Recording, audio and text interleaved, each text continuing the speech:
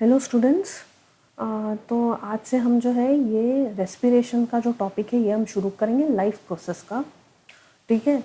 तो इसके पहले हम लोगों ने जो है न्यूट्रिशन पढ़ा था, फर्स्ट पार्ट, जिसमें हम लोगों ने जो है ह्यूमन डाइजेस्टिव सिस्टम के बारे में हम लोगों ने पढ़ा, और एक एक पार्ट के बारे में, मतलब डाइजेस्टिव सिस्टम का एक एक पार्ट हम लोगों ने कवर किया था। पहले ऑटोट्रॉफिक, हेटरोट्रॉफिक, और हेटरोट्रॉफिक में कितने टाइप्स होते हैं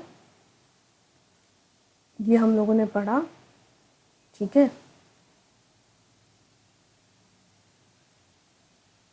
फिर ये देखिए, ओके, फिर ऑर्गेनिजम्स जो है वो डिपेंड करता है कि कैसे कैसे वो लोग फूड, कौन से फूड प्रोडक्ट पे वो लोग डिपेंडेंट होते हैं, उसके हिसाब से उनका जो डाइजेस्टिव सिस्टम है वो भी डिज़ाइन होता है।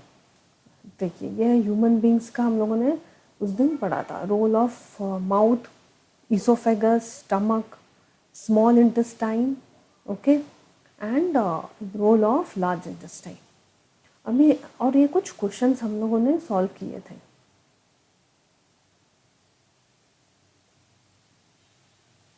तो अभी हम ये टॉपिक शुरू करेंगे रेस्पिरेशन से। अभी ये थोड़ा दो पार्ट्स में डिवाइड किया है, तो हम लोग स्टेप बाय स्टेप पढ़ेंगे। ठीक है। तो अभी रेस्पिरेशन आप कैसे डिफाइन करोगे? सबसे पहले आप बोलोगे कि वो ब्रीदिंग है, इन एंड आउट, वो तो है, लेकिन ये जो चीज़ें हैं ब्रीदिंग एंड रेस्पिरेशन, ये दोनों थोड़ा अलग है। Breathing means mechanism, that is intake of air and giving out of air. Whereas respiration का टर्म क्या है? जो केमिकल प्रोसेस होता है बॉडी के अंदर,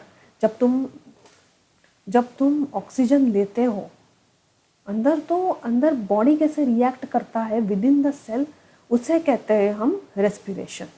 ओके। तो यहाँ पे रेस्पिरेशन देखिए, respiration is essentially a process of oxidative and decomposition of organic compounds, particularly simple carbohydrate such as glucose. अभी ये ऑक्सीडेटिव और रिडक्शन भी है। ऑक्सीडेटिव मतलब क्या है? यहाँ पे जो है जो ग्लूकोज है उसका ऑक्सीडेशन होगा, means it is going to lose electrons, और गेन क्या करेगा? ऑक्सीजन, जो कि ऑक्सीजन का है वहाँ पे रिडक्शन हो रहा है। ओके। और ये जो है ये एक्सोथर्मिक भी रिएक्शन बोलते हैं, ये रिलीज करता है energy, that is ATP, adenosine triphosphate, triphosphate. और ये मैं ऐसे लिख रही हूँ, it is exothermic reaction. Okay. अभी इसमें भी दो पार्ट है। एक तो सेल्यूलर, पहले हम पढ़ेंगे कि सेल्यूलर सेल्यूलर रेस्पिरेशन मतलब क्या, विद इन द सेल ये रिएक्ट कैसे करता है। और दूसरा है ब्रीदिंग, ब्रीदिंग के प्रोसेस में क्या होता है वो हम नेक्स्ट वीडियो में करेंगे। तो आज हम जो है ये सेल्यूलर जो रेस्पिरेशन है यही देखेंगे हम। ओके। ये जो है respiration is in two parts. ठीक है। रेस्पिरेशन इन टू पार्ट्स, एक तो है रिएक्शन इन द सेल और दूसरा है ब्रीदिंग। अभी इस इसमें मेन सोर्स क्या है? ग्लूकोज का। ग्लूकोज रिएक्ट करता है सेल के अंदर with in the presence of oxygen, mostly होता है विदाउट विथ ऑक्सीजन और समटाइम्स विदाउट ऑक्सीजन। और इसको क्या बोलते हैं हम? जो प्रेजेंस इन द ऑक्सीजन जो रिएक्शन होता है उसे कहते हैं हम एरोबिक, और जो एब्सेंस है, एब्सेंस इन द ऑक्सीजन, वो होता है एनारोबिक। ओके। देखिए, cellular respiration takes place inside the cell. किस में लेता है वो? साइटोप्लाज्म में। ये जो रिएक्शन होता है ये सेल के साइटोप्लाज्म में होता है। ठीक है। जब बॉडी इनटेक करता है oxygen, it is carried out to the cells, cell में जाके ये साइटोप्लाज्म के साथ जो है ये रिएक्ट करता है। देखिए, और there are two types, aerobic and anaerobic. Okay. अभी फर्स्ट इसमें क्या होगा? देखिए, एट फर्स्ट साइटोप्लाज्म, ठीक है, ये ग्लूकोज है, ठीक है, जो कि एक कार्बोहाइड्रेट है। ये पहले साइटोप्लाज्म में रिएक्ट होगा और ये क्या देगा? पाइरूवेट। ठीक है। देखिए, C6H12O6 जो कि है ग्लूकोज, और पाइरूवेट का ये है फॉर्मूला। ओके, ठीक है। तो देखिए ये पाइरूवेट है जो कि 3 कार्बन मॉलिक्यूल्स में are called as pyruvate and it releases energy. यहाँ पे जो है एनर्जी रिलीज होगा। ओके, तो देखिए ये पहला है। अभी ये जो है ये मल्टीसेलुलर ऑर्गेनिजम्स में कैसे रिएक्ट करते हैं ये हम देखेंगे। देखिए ग्लूकोज, यहाँ पे मैं लिखती हूँ ग्लूकोज प्लस पाइरूवेट। ओके, तो यहाँ पे 3 एरो है। ये अभी फर्स्ट जो है ये मल्टीसेलुलर ऑर्गेनिजम्स में कैसे होगा, मल्टीसेलुलर ऑर्गेनिजम्स। तो ये रिएक्ट करेगा, पाइरूवेट विल रिएक्ट विथ, यहाँ पे मैं लिख रही हूँ विथ ऑक्सीजन। ओके, या तो यहाँ लिख देती हूँ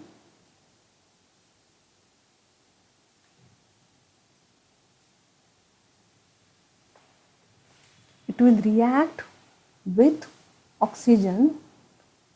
ओके, तो react with oxygen, और ये होगा किधर, माइटोकॉन्ड्रिया में होता है, सेल के माइटोकॉन्ड्रिया में।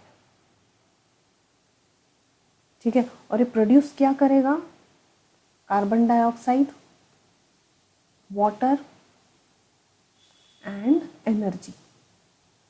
ओके, अभी ये क्या है, यहाँ पे देखिए it is in the presence of oxygen, तो ये क्या हो गया, एरोबिक, एरोबिक रेस्पिरेशन। अभी कभी कभी क्या होता है, कभी कभी हम जैसे कि थोड़ा ज़्यादा काम कर लिया, ओके, तो बॉडी में थोड़ा ऑक्सीजन लैक हो जाता है, स्पेशली जो है वो मसल सेल में। ओके, ये देखिए ये यहाँ पे ऐसा नंबरिंग है, lack of oxygen that is specially in wait.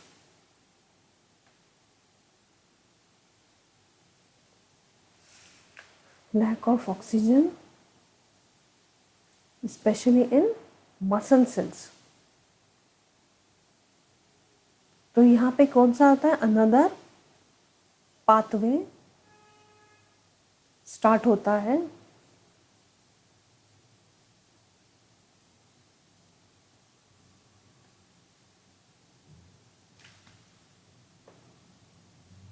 another pathway will start,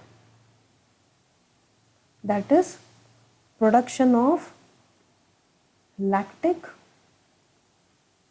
acid and energy plus energy। Okay, ये किस में होगा, मसल सेल्स में होगा। Lack of energy which produces lactic acid and energy. ये कभी कभी इसके कारण हम लोगों को जो है मसल पेन भी होता है, समटाइम्स देयर आर क्रैम्प्स।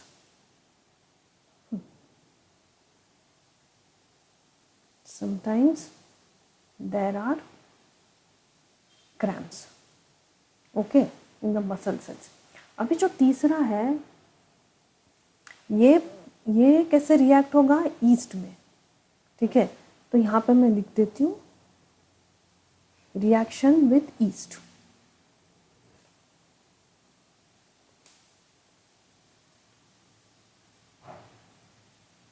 तो रिएक्शन विथ ईस्ट के साथ क्या होगा, अभी यहाँ पे जो है ऑक्सीजन की ज़रूरत नहीं है, तो यहाँ पे क्या प्रोड्यूस होगा, ethanol, carbon dioxide and energy. Okay, तो यहाँ पे अभी ऑक्सीजन का जो है वो प्रेजेंस है नहीं, तो इसे क्या बोलेंगे हम, this is an aerobic, anaerobic respiration. इधर शॉर्ट में लिख देती हूँ एन, और ये है एन रेस्पिरेशन। तो ये 3 वेज है, ठीक है, जिस तरीके से ये ग्लूकोज और पाइरूवेट जो है वो रिएक्ट करता है। अभी इसमें क्या होगा, देखिए, the energy release during this respiration is immediately use for synthesis of molecule called ATP. ये एटीपी के फॉर्म में हमारे बॉडी में जो है स्टोर होता है। अब ये कैसे होता है, देखिए, एडिनो डाइफॉस्फेट है, एडिनोसिन डाइफॉस्फेट। ये क्या करेगा, देखिए, एडीपी एक फॉस्फेट के साथ रिएक्ट करके देगा एटीपी। एटीपी क्या है, एडिनोसिन ट्राइफॉस्फेट। देखिए, ये एडीपी है, ठीक है, और ये हुआ एटीपी। देखिए, यहाँ पे 2 ग्रुप है फॉस्फेट का, तो यहाँ पे 3 ग्रुप है, देखिए 1 2 3। Okay,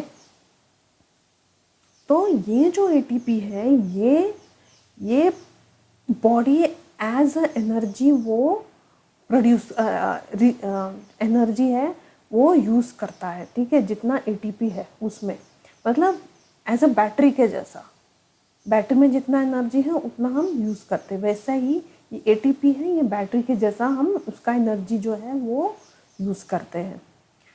so when the terminal phosphate linkage of ATP is broken by using water, the energy equivalent is कितना एनर्जी जो रिलीज होता है 30.5 के जूल्स। मतलब यहाँ से एक फॉस्फेट ग्रुप अगर रिलीज हुआ तो एनर्जी जो है वो प्रोड्यूस होगा, वो इतना होगा 30.5 के जूल्स। और फिर ये जो एटीपी है, it can be used in cells for the contraction of muscles, body protein synthesis, conduction of nerves impulse and many more activities। अभी एनर्जी तो चाहिए ही बॉडी को, कितना हम एक्टिविटीज़ जो है हम करते हैं, ठीक है, बॉडी बहुत सारे एक्टिविटीज़ जो है वो प्रोड्यूस करता है। ओके, तो अभी हम लोगों ने ये है सेलुलर रेस्पिरेशन हम लोगों ने पढ़ा, इस सेल्स के अंदर, ठीक है, कैसे रिएक्ट होता है। So respiration is essential process, essentially a process of oxidative and decomposition of organic compounds, particularly simple carbohydrates such as glucose। Glucose एक मेन सोर्स है एनर्जी का, जो कि सेल में जाके रिएक्ट होता है और जो है वहाँ से एनर्जी प्रोड्यूस होता है। And in living cells which release energy ATP. और ये जो है एक्सोथर्मिक रिएक्शन भी है, मीन्स एनर्जी जो है, हीट जो है प्रोड्यूस हुआ है। The process of energy released inside the cell is called as cellular respiration बोलते हैं, जो इनसाइड द सेल हो रहा है। अभी रेस्पिरेशन का 2 पार्ट्स है, रिएक्शन इन सेल और ब्रीदिंग, ठीक है। Cellular respiration takes in place inside the cell, that is in cytoplasm. मतलब साइटोप्लाज्म पता है ना, ये न्यूक्लियस है, ये सेल है, और यहाँ पे जो है ये यहाँ पे साइटोप्लाज्म होता है, इसे हम कहते हैं साइटोप्लाज्म। ओके, और ये 2 टाइप का रेस्पिरेशन होता है, aerobic and anaerobic. Presence of oxygen is aerobic, absence of oxygen is anaerobic. तो देखिए,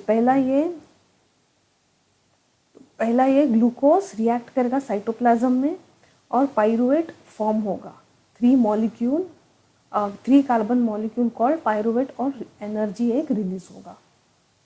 फिर इसके 3 टाइप्स हम लोगों ने देखे, ठीक है।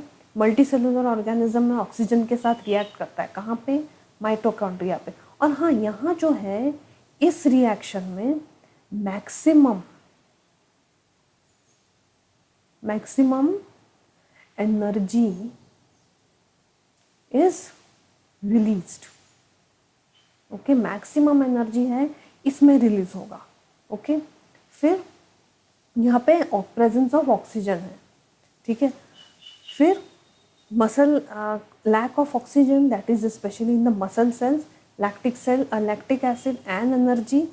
ओके, और reaction with yeast, that is ethanol और ग्लूकोज, सॉरी ग्लूकोज रिएक्ट करेगा यहाँ पे, ठीक है। ओके, ग्लूकोज और ईस्ट का रिएक्शन, तो प्रोड्यूस क्या होगा यहाँ पे, इथेनॉल,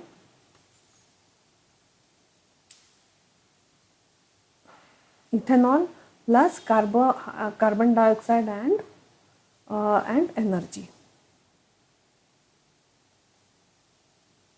फिर the energy released during cellular respiration is immediately used to synthesis of molecule called ATP, ठीक है। एंड इसका जो लास्ट, इसका जो फॉस्फेट लिंकेज है is broken down using water. The energy equivalent is 30.5 kJ. ATP can be used in cells for contraction of the muscles, proteins, synthesis, conduction of and nerve impulse and many more activities, ठीक है। तो अभी next video में हम लोग जो है वो ब्रीदिंग का प्रोसेस से हम शुरू करेंगे। ओके।